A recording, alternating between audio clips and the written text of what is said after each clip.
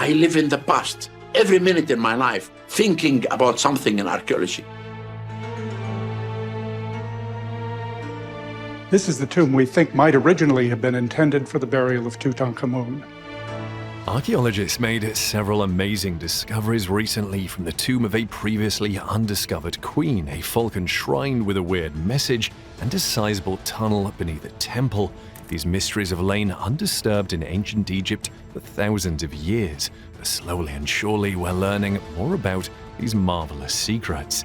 Here are a few of the most astounding archaeological finds from ancient Egypt. Number 1. Queen Neith's tomb uncovered.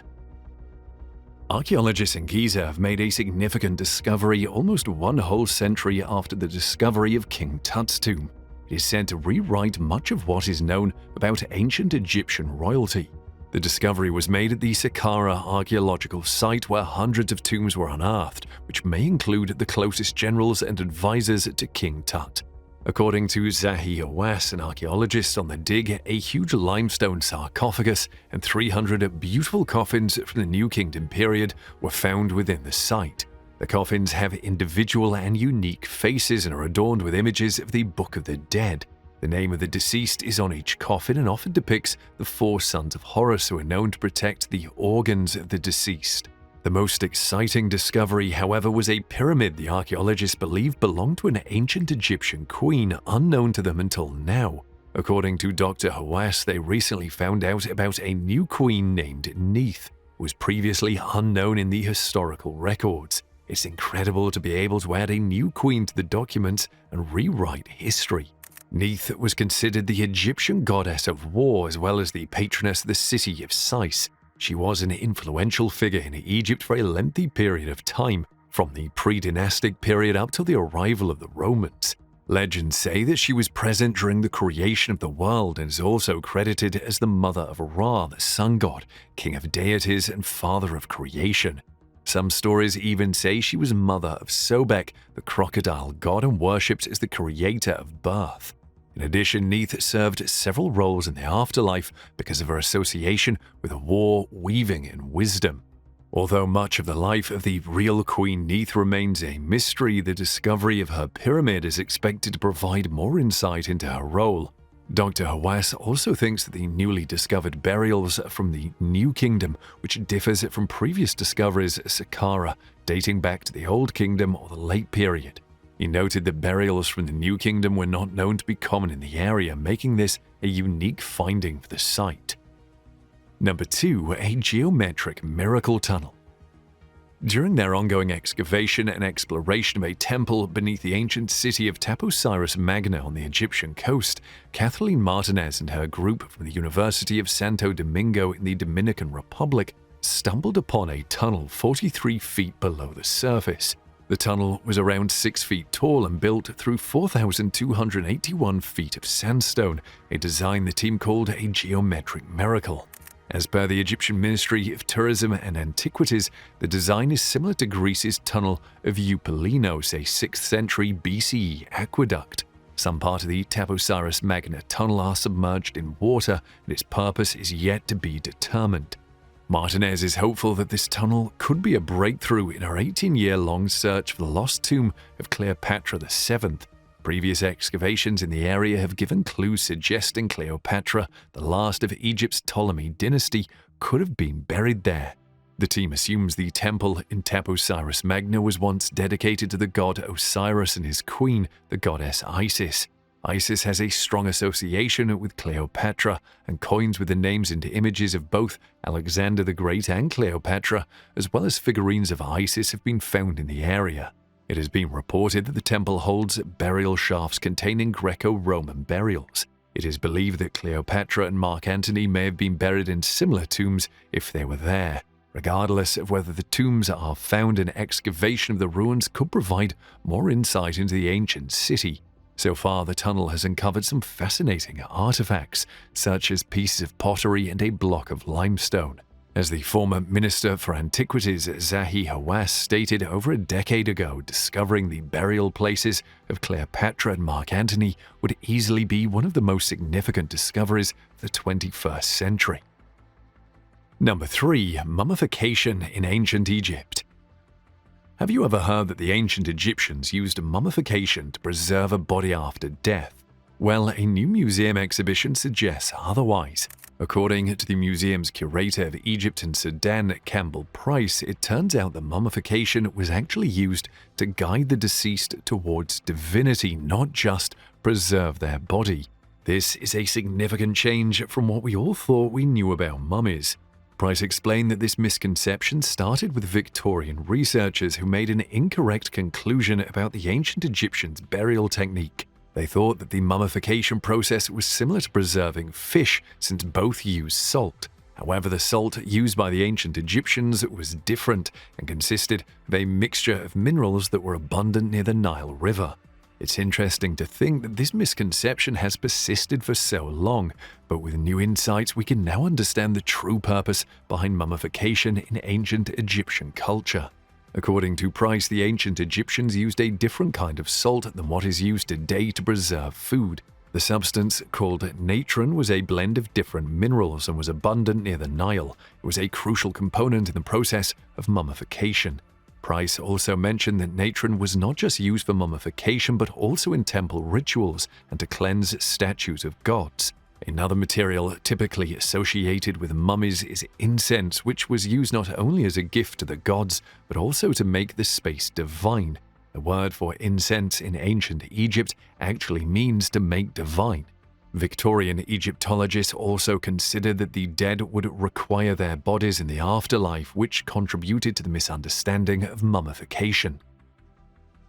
Number 4. Luxor Valley of the Kings. Egyptian archaeologists have made a stunning discovery in Luxor with the finding of the first burial site from the ancient Egyptian 13th dynasty. The sarcophagi remains and artifacts found at the Dra Abu al-Naga necropolis date back to between 1803 BC and 1649 BC, almost 4,000 years ago. The Director General of Antiquities of Upper Egypt, Dr. Fathi Yassin, was quoted as saying that despite discovering over 1,000 burial sites in Luxor before, this was the first one from the 13th dynasty. The site is said to be over 50 yards wide and 70 yards long. The experts were impressed by the entire sarcophagus made of pink granite weighing approximately 11 tons. It was also marked with the name of a minister called Anko, who lived during the rule of King Sobek-Hotep II. They were also intrigued by the ushabtis, small figurines made of wood and painted white, which stood out because they were written in hieratic instead of hieroglyphs. This was a first for Dr. Yassin, who has labored in this field for around 25 years. Hieratic was the typical written form of ancient Egyptian between the 3rd millennium BC and the mid-1st millennium BC. The Valley of the Kings is a fascinating place and is said to have over 60 tombs and 20 unfinished ones that were never completed. It's been said that the tombs were located on the western bank of the Nile for a reason. It is believed that the sun god descended and died on the western horizon. The Ministry of Tourism and Antiquities shared this information. As for why the valley was chosen as the final resting place for the kings, it's due to its secluded nature. The tombs from the Old and Middle Kingdoms had been looted, and so the rulers of the New Kingdom wanted to avoid a similar fate by hiding their underground tombs in the remote desert valley. Number 5. 1800-year-old Roman city unearthed. Excavations in the southern Egyptian city of Luxor resulted in a remarkable discovery, a complete 1800-year-old Roman city.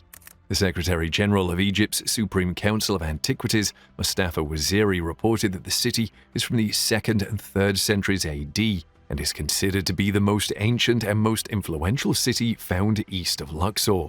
Waziri shared the news on Twitter, stating that a complete residential village was found, including 2 pigeon towers. These towers were used to raise carrier pigeons for message transportation to other parts of the Roman Empire. Along with the pigeon towers, the excavations that started in September also uncovered various tools, pots, and Roman coins made of bronze and copper. Luxor, a modern-day city that sat on the Nile and was once the site of Thebes, is home to the renowned Valley of the Kings and Valley of the Queens, and in 1979 was appointed a UNESCO World Heritage Site. Waziri deemed this discovery as a rare find in an already excellent season, as Luxor has always been a site rich with archaeological discoveries. In January alone, a number of tombs were uncovered. The latest discovery comes ahead of the opening of the Grand Egyptian Museum in Cairo later this year, which will display the country's ancient riches and is expected to boost the tourism sector after the effects of the COVID-19 pandemic. Number 6. Remains of a pillared hall. It was recently reported by the Egyptian Ministry of Tourism and Antiquities that the Egyptian Archaeological Mission working at the Temple of Tel al-Farain, also known as Hill of the Pharaohs or Butu in the central Nile Delta region, has had a successful discovery. The mission discovered the remains of a pillared hall and a limestone panel representing a deity with a bird's head topped by a white crown surrounded by 2 feathers, which is believed to be either Narkabet or Mut. Additionally, a small stone cabin made of limestone was found on a high level of the temple floor and was protected by thick mud brick walls. Utensils for offering sacrifices were discovered next to it, and it is thought that it was built to preserve the small statues in the temple. According to a statement from the ministry, the head of the Egyptian antiquities sector, Ayman Ashmawi, was quoted as saying that the remains of the pillared hall might date back to the Al-Soi era, as several religious pottery vessels and stone pieces decorated with engravings from that era were found. Archaeologist Gonheim emphasized the significance of the recent discovery, stating that a colonnaded hall of this kind had never been found in one of the temples in Lower Egypt before. He explained that such halls are typically found in the temples of Upper Egypt, which were made of solid stones that have proven to be durable over time, unlike the temples in Lower Egypt, which were mostly made of mud bricks that were popular at the time. He added that the recent discovery included 3 columns, and excavation work will continue until the rest of the columns inside the temple are uncovered. Number 7. Giant Granite Sarcophagus. A remarkable Egyptian sarcophagus has been discovered after lying undisturbed for thousands of years in a burial chamber beneath the sands near Cairo. Archaeologists are thrilled with this dreamy discovery and describe it as hugely significant. The giant granite sarcophagus is shrouded in inscriptions devoted to Ptah Emweer, who was the head of King Ramses II's treasury, Egypt's mightiest pharaoh. Ola El Agwizi, an emeritus professor of archaeology at Cairo University, was the one who discovered the sarcophagus in Saqqara, an ancient necropolis about 20 miles south of Cairo. Last year, she uncovered Ptah Emweer's surface-level tomb, and now as the head of the archaeological mission at the site, she has found his underground burial chamber with the sarcophagus. This could provide more information about those who ruled Egypt after Tutankhamun. El Agwizi's team noticed the top of a vertical shaft that indicated a passage to a burial chamber at the center of the tomb's courtyard. The shaft was so deep at 8 meters that it took them 1 week just to remove all the sand with the help of a bucket attached to a hand-operated cord winch. El Agwizi then bravely squeezed into the pail and made an unhurried and challenging descent down the shaft. To her surprise, she found the sarcophagus at the bottom. According to El Agwizi, finding a complete sarcophagus in its original tomb is a rare occurrence. She said that discovering this sarcophagus in its original place in the burial shaft was exciting because it belonged to the owner of the tomb. Usually, sarcophagi are for different people from a later period when the tomb was reused, but that wasn't the case this time.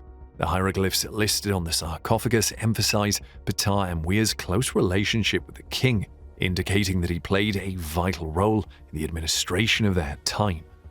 Number 8. 250 rock tombs in Sohag. The Egyptian Ministry of Tourism and Antiquities recently revealed that a team of archaeologists affiliated with the Supreme Council of Antiquities has uncovered a significant number of rock tombs in the Al-Hamidiyya necropolis in southern Egypt. These discoveries are part of a larger project aimed at documenting and restoring the region's archaeological sites. According to Mustafa Waziri, the Secretary General of the Supreme Council of Antiquities, the team discovered around 250 graves in the mountains east of the Sohag Governorate. He mentioned that the graves come in various styles and were carved into the mountain at different levels, some with wells and others with ramps leading to burial chambers. Waziri also pointed out that the graves date back to different periods, from the end of the Old Kingdom to the end of the Ptolemaic period. He highlighted that one particular grave dating back to the Old Kingdom was found with a fake door, hieroglyphic inscriptions and wall paintings depicting sacrifices and offerings being made to the dead. Hussein Abdel Basir, the director of the Antiquities Museum at Bibliotheca Alexandrina, stated that the Sohag region where the recent discovery was made is an incredibly important archaeological area, and more new discoveries are expected to be made in the coming periods as the number of archaeological missions increases there. Number 9. The Actual Age of the Nile. The ancient Egyptians considered the Nile River to be the source of all life. For millions of years, the river has nourished the fertile valleys of northeast Africa and played a major role in shaping human civilization. The reason for its steady northward flow had been a mystery until researchers at the University of Texas in Austin made a surprising discovery.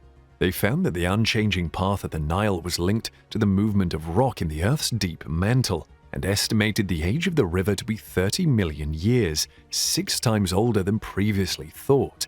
If it weren't for the mantle movement keeping the Nile on its course, the river would have changed direction long ago and altered the course of history. The lead author of the study, Professor Claudio Facena from the University of Tennessee Jackson School of Geosciences, was excited about the discovery and said that understanding how the Nile came into existence and why it survived for so long were essential questions that needed to be answered.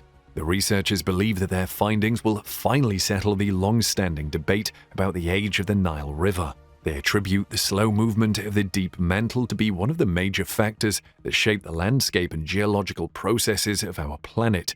The mantle is made of solid rock and flows like a fluid over long periods of time and has different circulation patterns, just like ocean currents.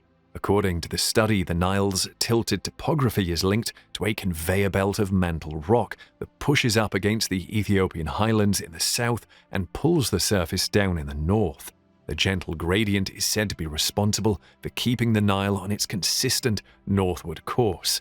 The study involved looking into ancient volcanic rock in the Ethiopian highlands and comparing it with the massive deposits of river sediment buried beneath the Nile Delta. This allowed the researchers to trace the Nile's geological history, and they discovered that the Ethiopian highlands have maintained a similar height for millions of years, which they believe is due to the mantle rock support from below.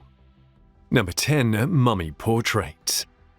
The Egyptian Ministry of Tourism and Antiquities recently announced that some rare mummy portraits were uncovered during an excavation in the Fayum region. These portraits were found on coffins in a sizable underground funeral structure in a cemetery at the Gerza archaeological site. This structure was built during the Ptolemaic and Roman eras. Mummy portraits, according to an article, are intricate works of art created while the subject was still alive. They originated in Egypt during the Greco-Roman era around the 1st century BCE to the 1st century CE, were usually painted on wood. Dr. Gehed Bassem, the director of the mission, mentioned that the portraits were attached to a range of coffins with various designs. Some were made to look like people, while others had gabled roofs in the Greek style. The paintings were known for their realism and beauty. The researchers were even able to diagnose neurological illnesses from the paintings, which were later confirmed by examining the mummies. The jewelry and other objects on the mummies were also depicted in the portraits. Dr. Adel Okasha, chairman of the Central Department of Egyptian Antiquities in Central Egypt, stressed the significance of the discovery. Dr. Okasha claims that Sir Flinders Petrie, a prominent English archaeologist, found the final mummy images while carrying out excavations in the Fayum region more than a century ago. Number 11. Gold tongues. When Egyptian archaeologists discovered numerous ancient mummies with solid gold tongues in their mouths, they knew they'd made a remarkable discovery.